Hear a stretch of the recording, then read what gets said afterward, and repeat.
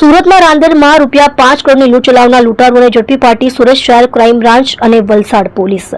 રાંદેર વિસ્તારમાંથી થયેલી ₹5 કરોડની લૂંટનો મામલો લૂંટ ચલાવનાર 4 લૂંટારુઓની પોલીસ દ્વારા ધરપકડ કરાઈ. લૂંટની જાણ થતાં જ વલસાડ પોલીસે નાકાબંધી ગોઠવી ફિલ્મી ઢબે પીછો કરી પોલીસે 4 આરોપીઓને ઝડપી પાડ્યા. લૂંટ મામલે સુરત પોલીસ દ્વારા વધુ તપાસ હાથ ધરાઈ. સુરત શહેરના રાંદેર વિસ્તારમાં લુમ્સના વૃદ્ધ કારખાનેદાર પોતાના બ્લેકના પૈસા વ્હાઇટ કરવા માટે ઘરેથી શ્રીકાંત અને શૈલેન્દ્ર નામના બંને વચેટિયાઓને કારમાં લઈને જતા હતા. ત્યારે આ રૂપિયા આપવા માટે પોતાના બંગલાથી 100 મીટર દૂર ગયા હતા.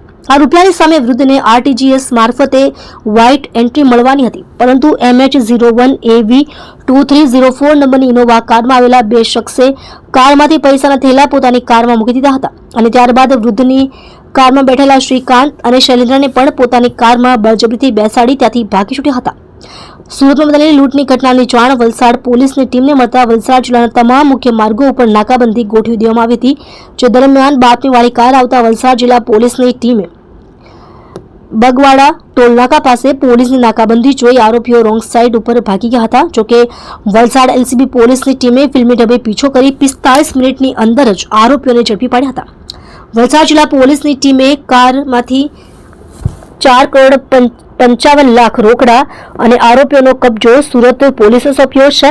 ત્યારે હાલ તો સમગ્ર મામલે સુરત પોલીસ દ્વારા વધુ તપાસ કરવામાં આવી રહી છે.